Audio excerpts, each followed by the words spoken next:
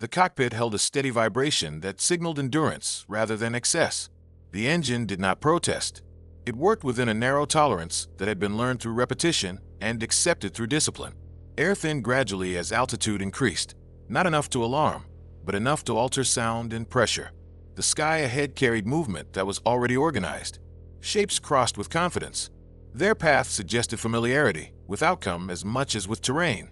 The encounter had been anticipated long before it began, and its resolution had been assumed just as early.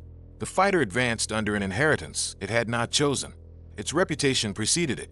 Reports filed after earlier engagements reduced it to a set of shortcomings. It was described as inadequate in the dimensions thought to decide survival: turn rate, climb behavior, responsiveness under compression. Against the Zero, these deficiencies were treated not as variables, but as verdict. Doctrine reflected that verdict in every diagram and every training emphasis. The Zero was not merely an aircraft. It was a solution that had already been accepted. Fighting it meant entering a space where outcome had been defined before contact was made. The distance between aircraft diminished quickly. Angles locked. The engagement thickened into pattern. Tracers cut predictable arcs through air already partitioned by expectation. The first moments confirmed training. The Zero rotated with ease. Its movements tightened geometries that compressed response time. The American fighter obeyed its instructions. Inputs were precise. Timing was correct. Yet the geometry closed against it anyway. Performance followed history. The Doctrine had not lied. It simply described a contest that favored only one set of assumptions. The pilot registered this without surprise. There was no sense of novelty in the disadvantage, only recognition. The engagement did not present mystery. It presented confirmation. Continuing along the prescribed path would not convert deficiency into strength. The machine was not going to become something else under pressure. It could only behave more exactly as it already did. That precision did not produce advantage within the terms imposed. Pressure rose as space collapsed. Each correction demanded more while returning less. The sky narrowed into a single equation with no favorable solution available inside it. In that moment, the engagement offered not choice but inevitability. Doctrine had prepared the pilot for this outcome by teaching him how it would unfold.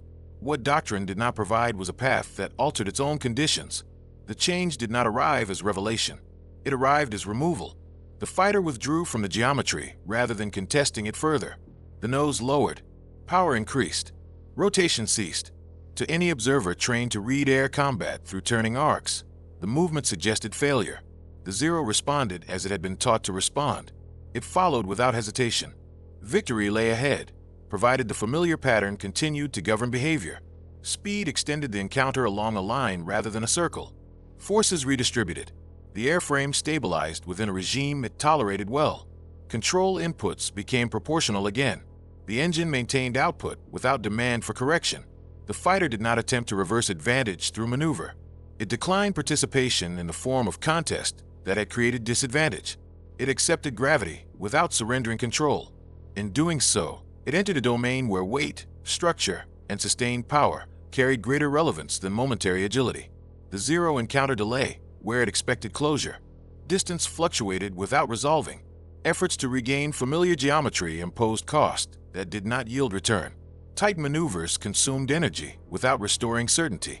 The assumptions that governed timing no longer aligned with behavior observed ahead. The engagement stretched. With that extension came erosion of expectation. Inside the cockpit, assessment shifted from position to response. The Zero no longer committed fully. Its movements adjusted. Pursuit became conditional. The confidence that governed the opening phase dissolved gradually rather than breaking. This dissolution carried no spectacle. It produced hesitation instead. The moment dogfighting ceased to define success, the inherited advantage lost coherence. The descent remained controlled. Climb was avoided unless it preserved energy. The fighter stayed fast by refusing any action that would make it slow. Each decision resembled restraint rather than aggression. Yet restraint carried structure. It maintained margin. The aircraft operated within tolerances that had been underestimated precisely because Doctrine had prioritized extremes. What had been labeled weakness functioned as stability under conditions where extremes punished excess. The duel did not resolve through reversal. It thinned. Separation widened incrementally. The Zero disengaged not because it had been overcome, but because continuation promised diminishing clarity. The effort required to impose outcome exceeded confidence in result. The sky opened again, though it no longer belonged exclusively to assumption. Afterward, reconstruction of the engagement produced no definitive moment. There was no instant to isolate as the point of change. Analysis revealed only accumulation. Advantage had not shifted through brilliance or boldness.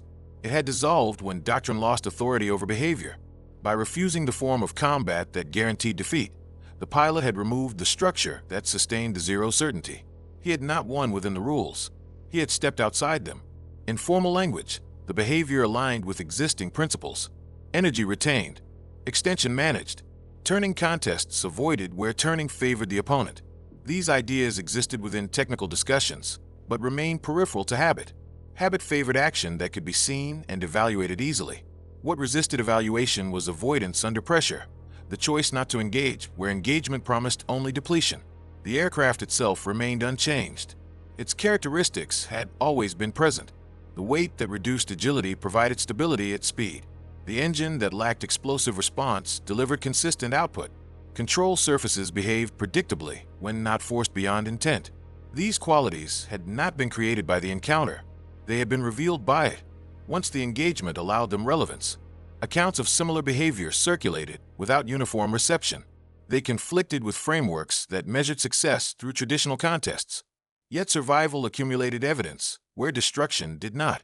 Pilots returned intact after engagements that should not have permitted continuation. Each return carried experience that metrics could not absorb easily. Adaptation occurred without declaration. Entry behavior shifted. Disengagement occurred earlier. Speed became reserve rather than expenditure. Opponents accustomed to rapid resolution faced encounters that stretched without conclusion. The zero remained lethal. Its technical strengths did not vanish. What changed was the environment in which those strengths applied. The sky no longer guaranteed compliance with expectation. Once dogfighting relinquished its centrality, symmetry dissolved. Engagements became uneven, governed by choices rather than reflex.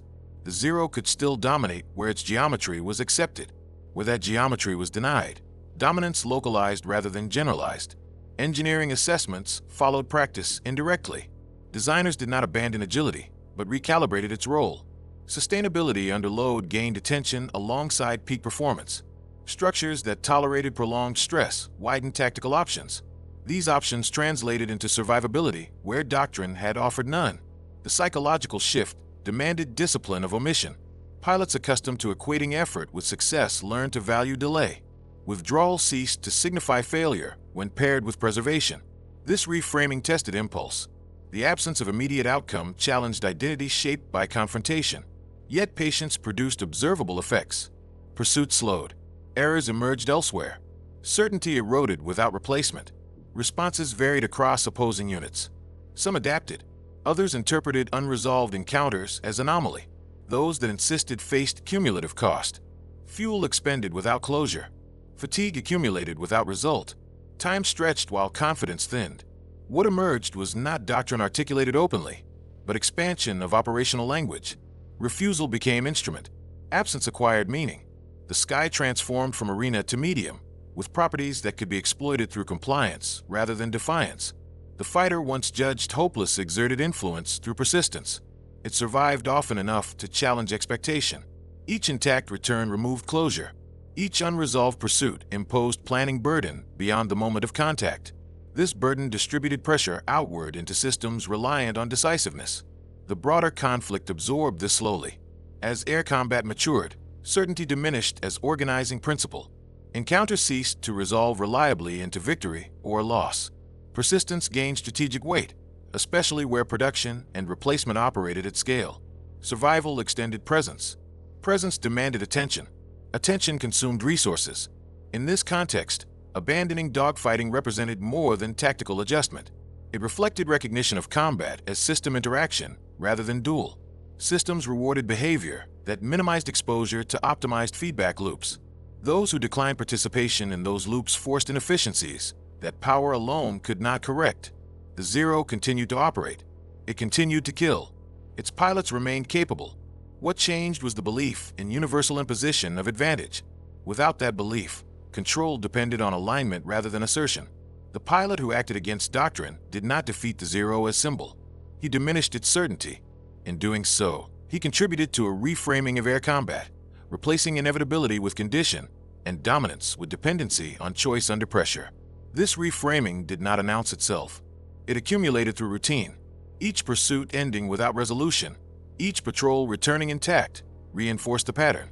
Over time, expectation shifted. Engagement became optional rather than compulsory. Control entered through duration rather than collision. Command struggled with interpretation. Absence lacked vocabulary. Some dismissed it as evasion. Others attributed it to environment. Few recognized it immediately as deliberate choice made within limits. The idea that initiative could be declined unsettled long-held assumptions about control. Operationally, formations adjusted. Spacing replaced compression. Escorts learned to hold posture rather than chase closure. Interception expanded in time, favoring platforms stable under sustained load. The air battle stretched, redistributing advantage subtly. Culturally, the shift exposed tensions. Aggression lost exclusivity as measure of competence. Leadership sometimes meant denial rather than seizure. The imagery of pursuit adapted slowly to the reality of restraint. Opponents experienced uncertainty without method to resolve it. Skill remained high. Errors emerged not through incompetence but impatience. Persistence ceased to guarantee outcome. The sky did not reward insistence indefinitely. Material performance reinforced the lesson. Engines ran steadier under moderated demand. Structural stress distributed evenly. Reliability replaced spectacle. Endurance aligned with tactical philosophy. The fighter's limitations did not disappear. They hardened into boundaries. Within those boundaries, behavior remained predictable. Predictability preserved option. Option preserved survival. As engagements repeated, air superiority became less about imposing presence everywhere and more about shaping interaction conditions. Denial joined engagement as control. Airspace turned uneven. The war incorporated these effects quietly. No single report codified them, yet behavior changed. Squadrons altered habits. Command adjusted thresholds. Loss distribution shifted. Abandoning dogfighting did not negate courage. It redefined it. Courage became discipline under judgment. Danger became conditioned to manage. Safety emerged through alignment rather than dominance. Training absorbed this indirectly. Scenarios rewarded restraint. Energy and spacing received emphasis. Closure lost inevitability. Opposing forces escalated without restoring clarity. More patrols consumed more effort without guarantee. Closure became elusive. Within this environment, refusal filtered engagement. Only contests favoring chosen geometry were accepted. Others decayed. Over time, selectivity reshaped outcomes without declaration. Design philosophy followed experience. Stability, tolerance, and margin gained value. Conservation rivaled spike performance. Behavior aligned with material truth. Victory reframed. Denial counted. Intact return counted. Continuation acquired weight. Across time, this quiet influence accumulated. It consumed enemy attention. It preserved friendly capacity. It redistributed pressure upward. Such patterns rarely anchor legend. They endure through routine. Yet they reshape conflict measured by capacity to continue. Thus, the fighter rejected as hopeless reshaped engagement, not by domination, but by endurance. It narrowed conditions of defeat and forced adaptation outward. The sky, indifferent as ever, rewarded alignment with its properties. Those who accepted limits endured. Those who insisted paid cost. The war advanced, absorbing these adjustments silently, while beneath spectacle, endurance asserted control. Pressure continued to migrate outward from individual encounters into pattern. Each unresolved pursuit became reference rather than exception. Units recorded fewer decisive outcomes, yet operational presence persisted. Aircraft remained available. Pilots rotated without catastrophic loss. The absence of spectacle gradually altered expectation. What had once been read as passivity began to register as control exercised indirectly. Within planning cycles, this generated friction. Schedules assumed resolution. Charts projected attrition based on engagement frequency. When engagements failed to resolve predictably, models strained. Adjustments followed, not to doctrine at first, but to allowances. Margins widened. Patrol duration shifted. Fuel reserves recalculated. None of these changes acknowledged cause explicitly. They responded to effect. At squadron level, experience became teacher where instruction hesitated. Pilots spoke less about winning turns and more about managing space. They described the sky in terms of tolerance rather than opportunity. Entry decisions mattered more than exit maneuvers. The refusal to compress distance prematurely began to feel less like avoidance and more like maintenance of leverage. The opposing response evolved unevenly. Some formations adapted pursuit behavior, extending less aggressively and conserving advantage. Others pressed harder, treating absence of resolution as provocation. The latter increased expenditure without improving closure. Fatigue climbed. Mechanical strain accumulated.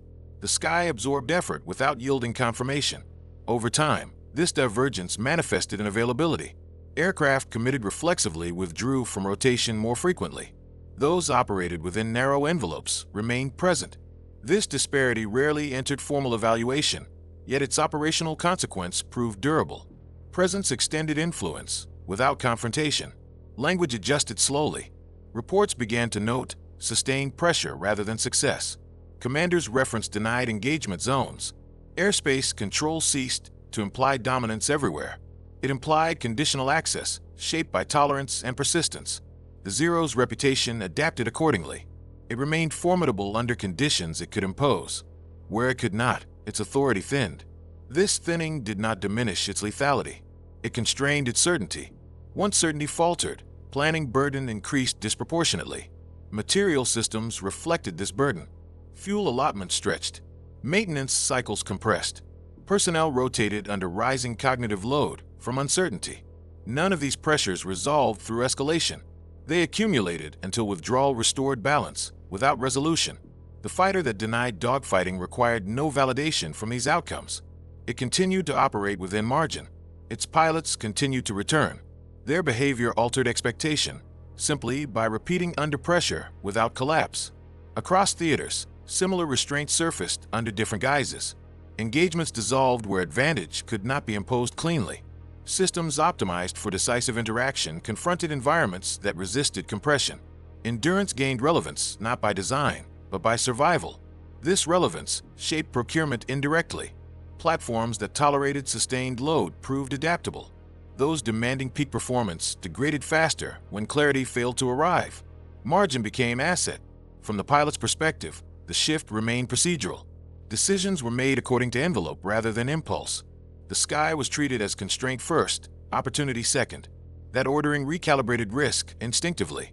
Command gradually accepted unresolved engagements as operational outcome.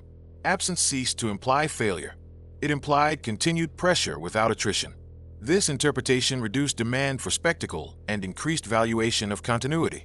What emerged resembled neither victory nor stalemate. It resembled endurance enforced by refusal. Pressure existed without release. Planning adapted without certainty.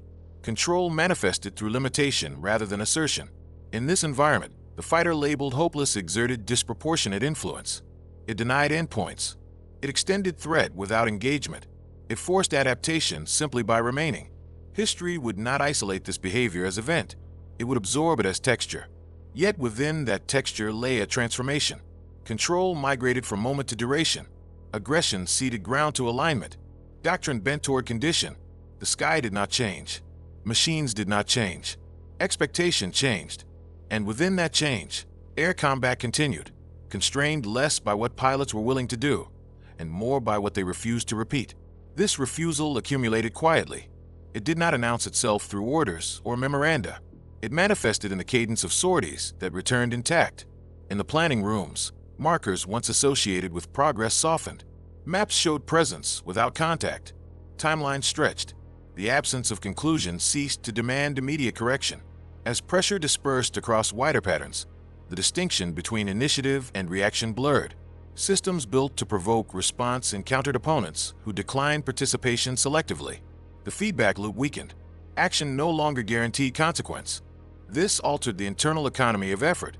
Resources expended without return became visible not as failure, but as inefficiency. At altitude, pilots internalized this shift without naming it. They recognized when engagement offered nothing but confirmation of expectation. In those moments, denial replaced pursuit.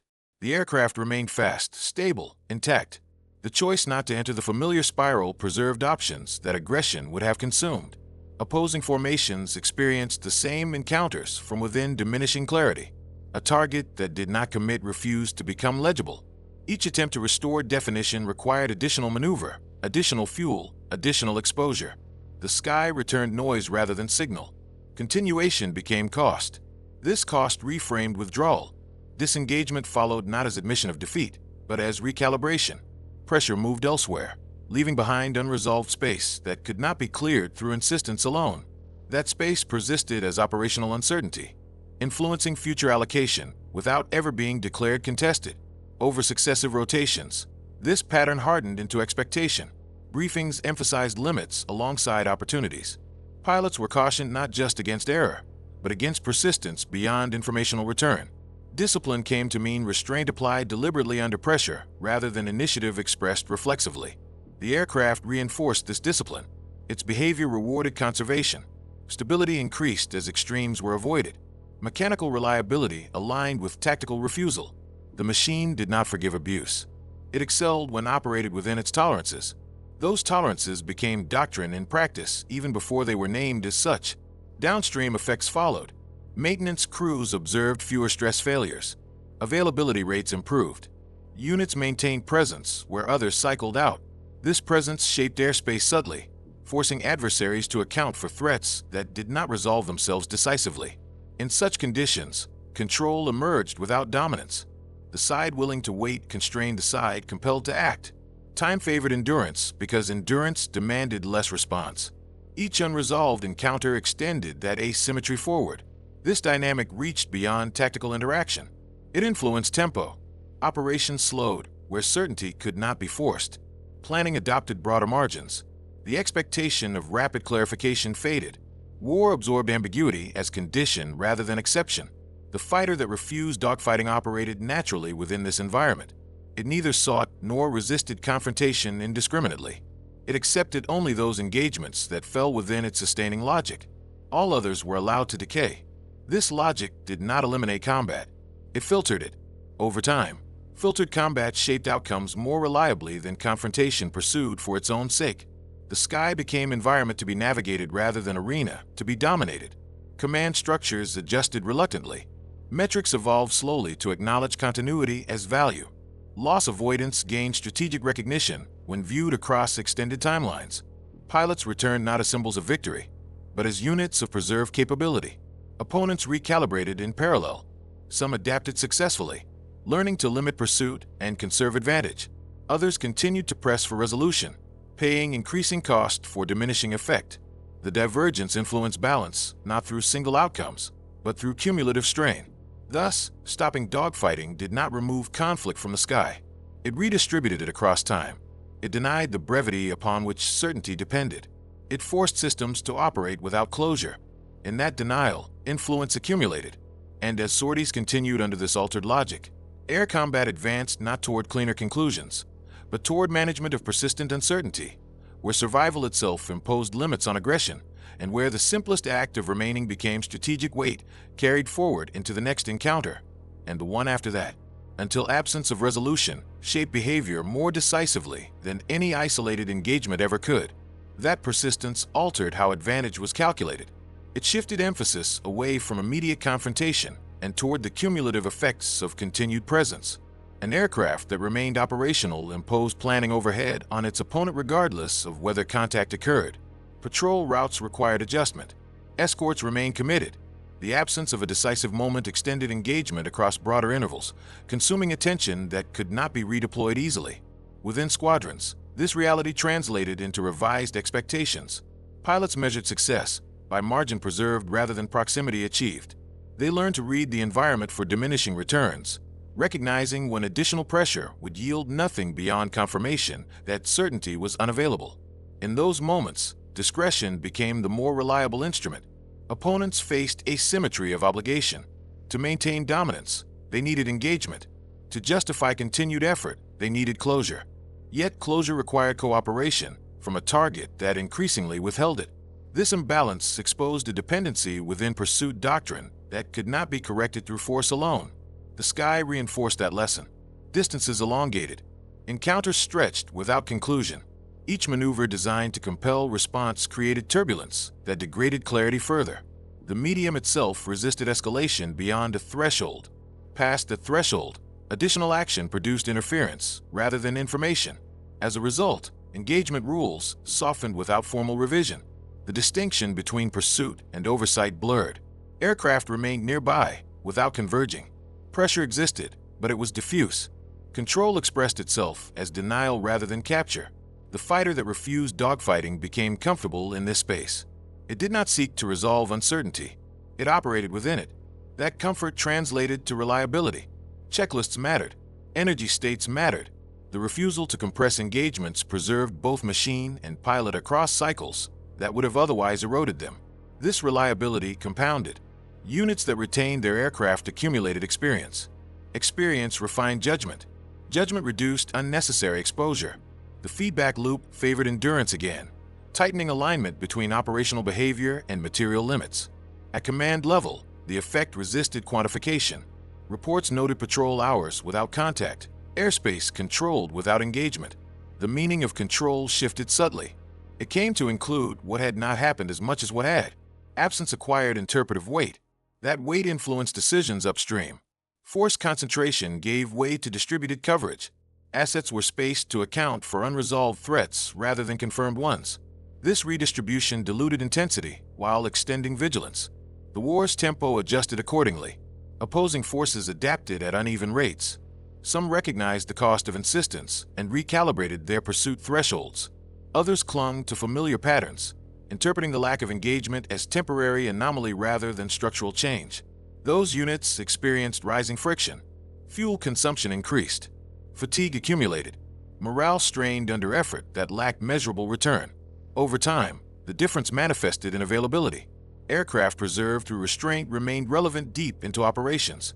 Those expended chasing certainty reduced capacity elsewhere. This divergence did not announce itself dramatically. It emerged through sustained discrepancy in readiness. The refusal to dogfight thus reshaped engagement without ever declaring itself as doctrine. It altered the relationship between expectation and outcome. It reduced the authority of reflex. It positioned patience as operational leverage. In this environment, the sky ceased to reward insistence. It rewarded alignment. Those who adapted accepted uncertainty as persistent feature. They managed it rather than attempting to eliminate it. That management conserved strength. The implications extended beyond individuals. They influenced organizational stamina. Forces capable of enduring ambiguity maintained pressure over longer horizons. Forces dependent on resolution exhausted themselves seeking it. Overextended campaigns. This asymmetry mattered. The fighter judged hopeless did not overcome its opponent through superior maneuver. It altered the rules by declining participation in contests that could not be won. Its survival imposed cost indirectly. It extended threats. It complicated planning. It redistributed attention. Such influence leaves faint traces. It does not appear in after-action summaries as turning point. It accumulates across quiet returns and empty pursuits. Each unresolved encounter adds to a background condition that shapes future decisions. As these patterns repeated, the air war absorbed them without announcement. Aggression remained visible. Endurance worked underneath. Between them, the balance shifted incrementally toward those who constrained interaction instead of accelerating it. This was not passivity. It was a disciplined refusal to meet expectation where expectation guaranteed loss. It leveraged the opponent's need for closure against them. It created space where none was supposed to exist. And within that space, the fighter remained. Not triumphant, not dominant, operational.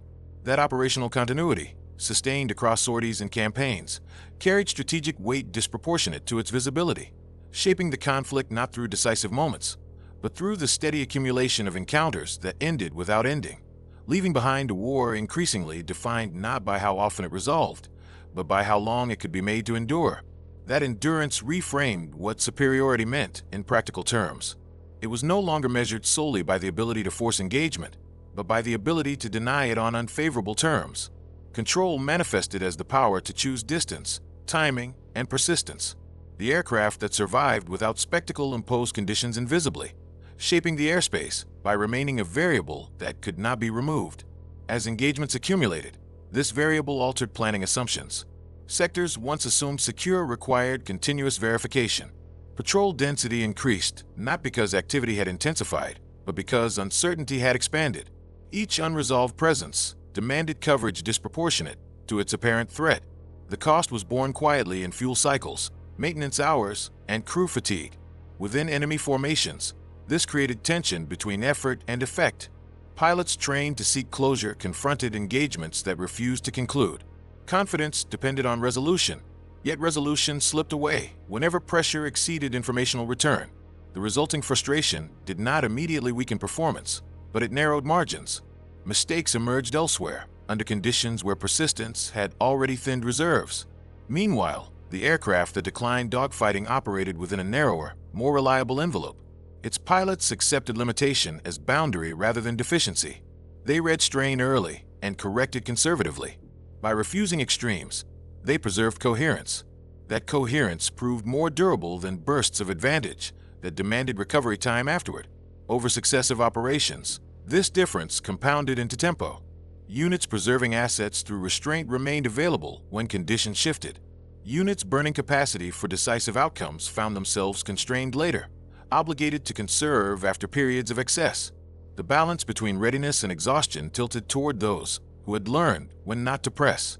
This asymmetry echoed across command layers. Reports grew longer without growing clearer. Engagements were logged without conclusion. Attention shifted toward managing probabilities rather than declaring outcomes. The air war matured into a sustained condition rather than a sequence of decisive clashes. The fighter once dismissed occupied this condition comfortably. It neither sought dominance nor conceded initiative. It persisted within limits that others found unsatisfying but sustainable.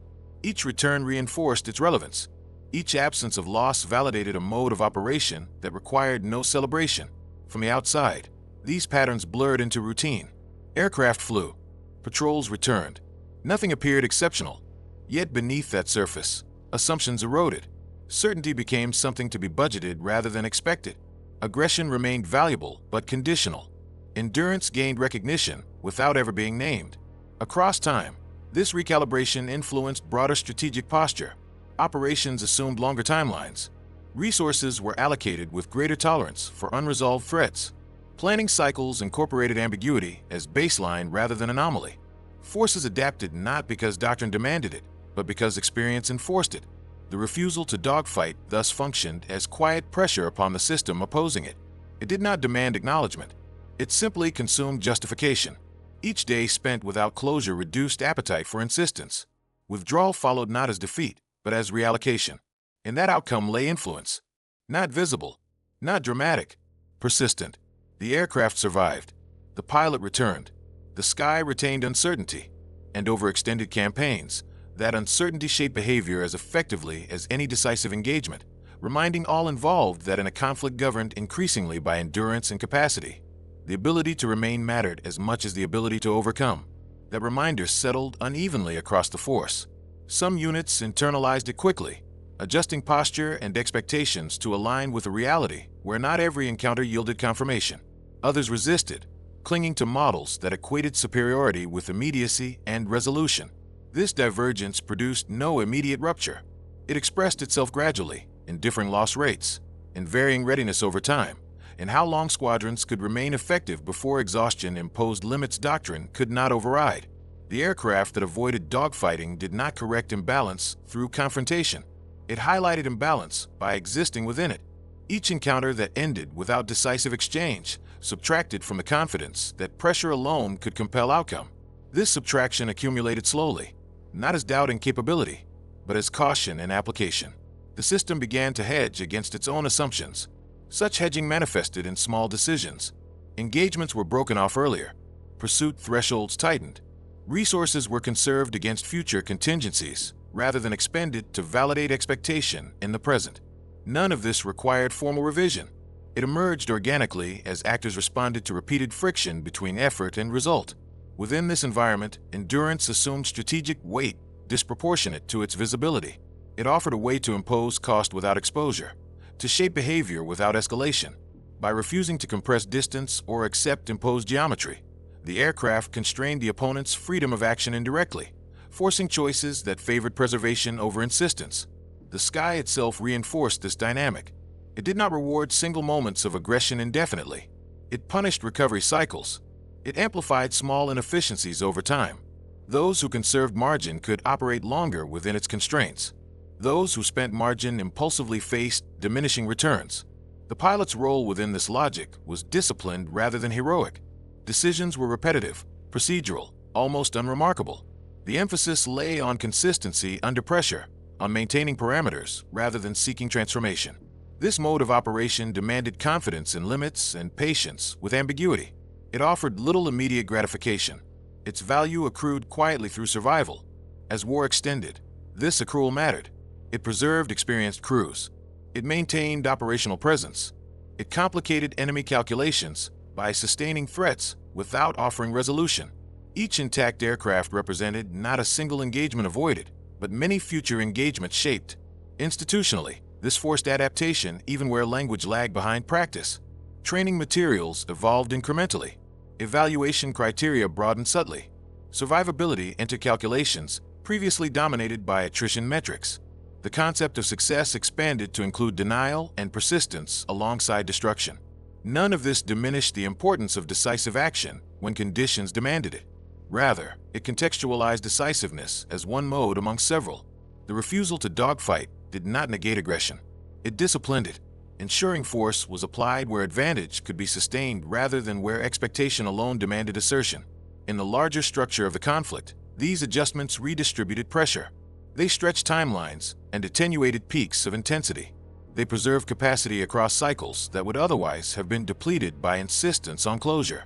The war's rhythm shifted subtly, favoring continuity over climax. The fighter that once seemed hopeless integrated seamlessly into this rhythm. It required no reinvention. It continued as it had been, its limitations unchanged, its strengths reframed. By refusing to conform to imposed assumptions, it maintained relevance in an environment increasingly defined by endurance. This relevance did not announce itself. It persisted as a quiet constant. Patrols ended. Aircraft returned. The absence of loss spoke only to those willing to listen. Over time, that absence shaped expectation more firmly than declarations ever could. Thus, the choice to abandon dogfighting emerged not as deviation, but as alignment. Alignment with physical limits, with organizational capacity, with the realities of sustained conflict. It acknowledged that not every engagement could be forced to yield clarity, and that insisting otherwise carried cumulative cost. In that acknowledgement lay adaptation. In adaptation lay endurance, and in endurance lay influence that extended beyond individual encounters, shaping behavior, planning, and belief across the war without ever demanding recognition. The aircraft remained. The sky remained contested, and within that contest, the ability to persist without demanding resolution quietly redefined what it meant to prevail. That redefinition did not arrive cleanly. It accumulated through misalignments between intent and outcome, through repeated instances where action failed to produce clarity proportional to its cost. Each instance reinforced a lesson that could be felt before it could be articulated. Persistence did not require affirmation. It required tolerance. Within command structures, this tolerance appeared as recalibration rather than admission. Planning assumptions stretched. Timelines adjusted. Some engagements were allowed to remain unresolved without triggering corrective escalation. Ambiguity entered operational space, not as failure, but as parameter. The system learned to operate without closure.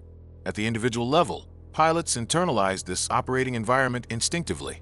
They sensed when pressure above no longer translated into advantage below. They learned to measure threat not by proximity alone, but by pattern, by whether pursuit retained coherence or had begun to repeat itself without learning. In those repetitions lay opportunity, not to strike, but to remain.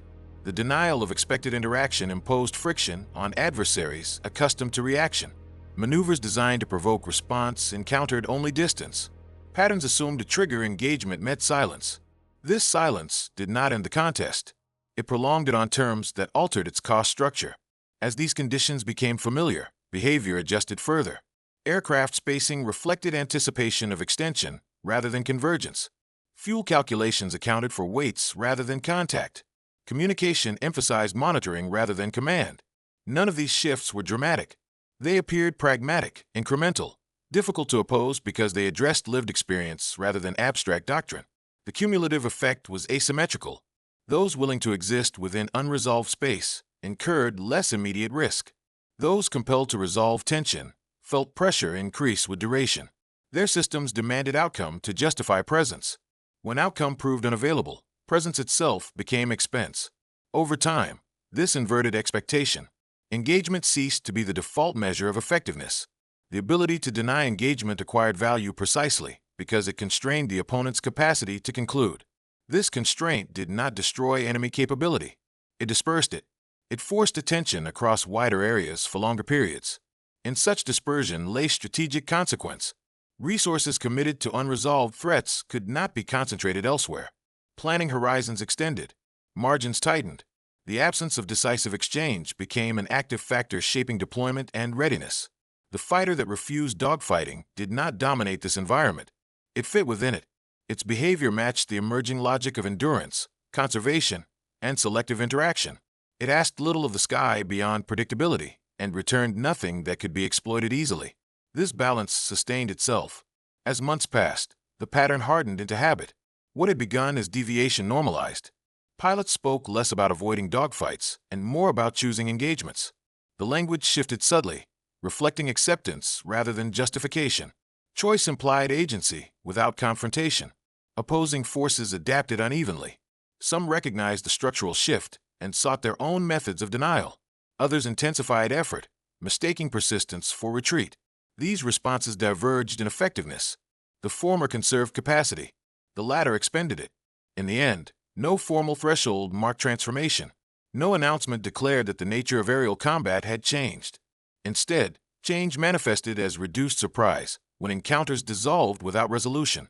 What had once demanded explanation became expected. The sky retained its indifference.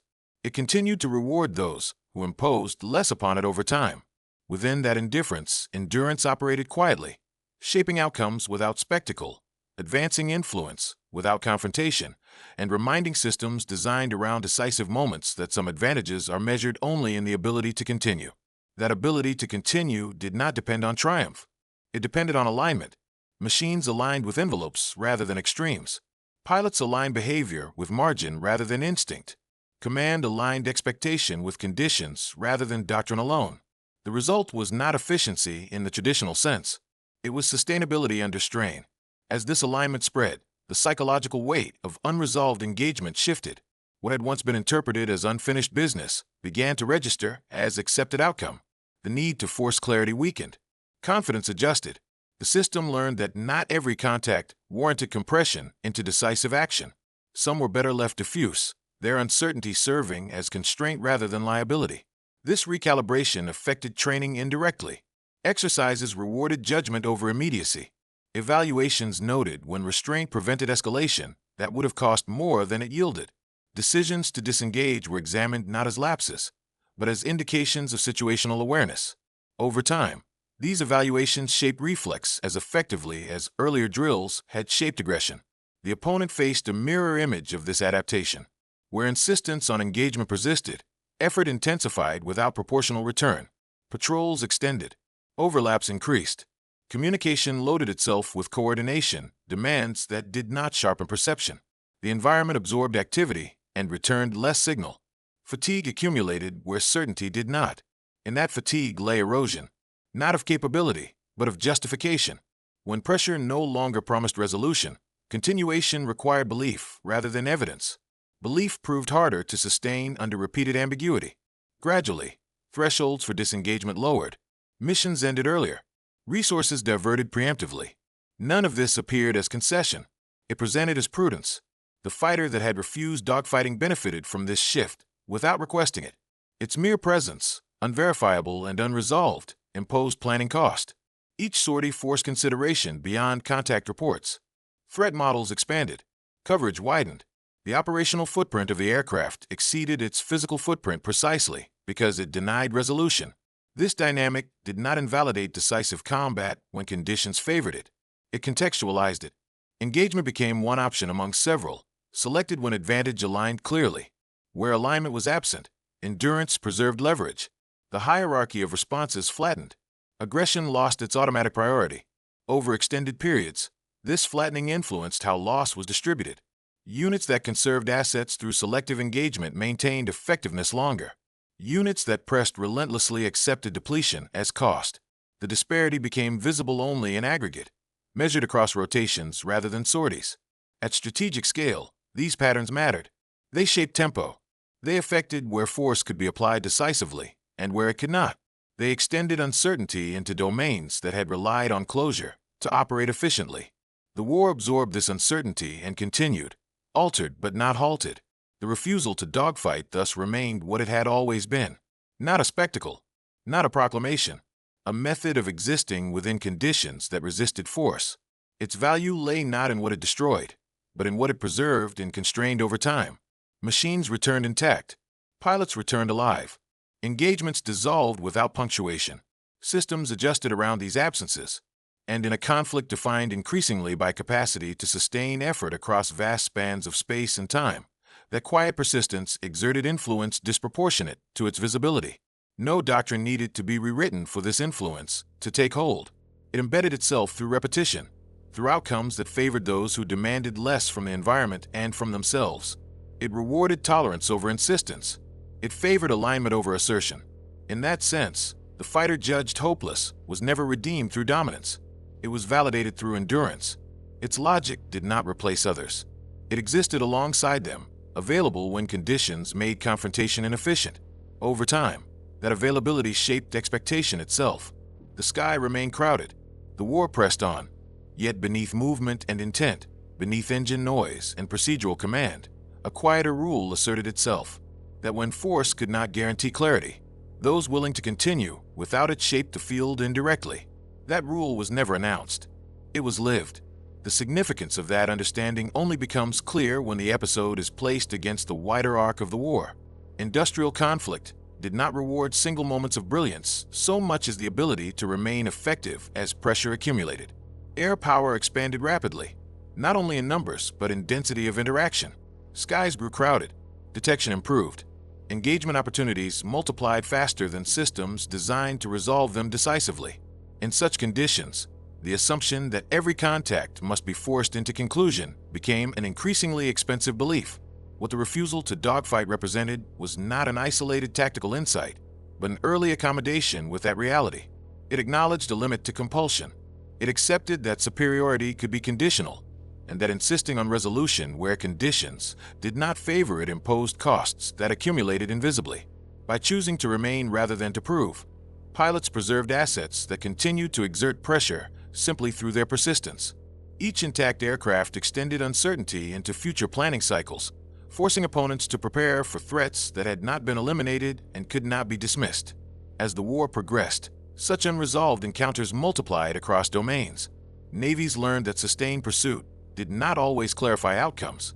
Ground forces encountered defensive systems that absorbed pressure without yielding position. Strategic bombing revealed diminishing returns when intensity outpaced interpretation.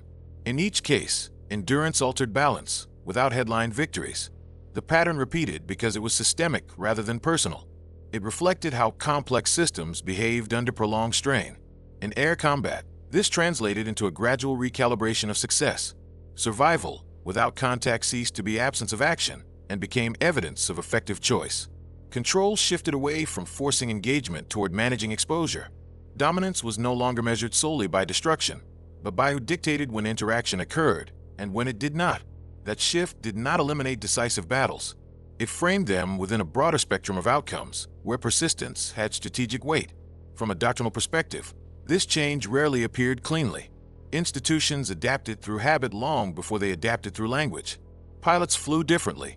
Commanders planned with wider margins. Training emphasized judgment alongside aggression. None of this required acknowledgement that earlier assumptions had been flawed. It required only acceptance that conditions had changed, and that success depended on operating within those conditions rather than against them. The fighter once dismissed as hopeless occupied a quiet place in that progression. It did not rewrite the rules of air combat. It revealed that the rules were conditional. By operating outside the geometry that favored the opponent, it shifted interaction into a domain where time, restraint, and material tolerance mattered more than immediate maneuver. The result was not dramatic victory, but sustained presence. And sustained presence, repeated across countless sorties and theaters, shaped how the war was fought far more than any single engagement could. In wars defined by scale, the ability to continue becomes as decisive as the ability to destroy. Forces that exhaust themselves seeking certainty lose flexibility. Forces that accept ambiguity preserve it. The refusal to dogfight embodied that truth early, before it was widely articulated. It demonstrated that sometimes the most consequential decision is not how to fight, but when not to. Not as retreat, but as alignment with realities that no doctrine can wish away. When the conflict is viewed as a whole, the episode stands not as anecdote but as signal, a sign that industrial warfare favored those who could survive pressure repeatedly without demanding closure each time. Those who endured shaped the tempo, stretched the timeline, and constrained opponents through presence alone. In that environment, the aircraft that returned intact mattered as much as the one that claimed to kill, because it forced the war to continue on terms not fully controlled by either side. That is why the moment matters in hindsight, not because a pilot disobeyed doctrine, but because the war itself was already moving beyond the assumptions doctrine relied upon. The decision to stop dogfighting did not win the war. It aligned with the kind of war it had become,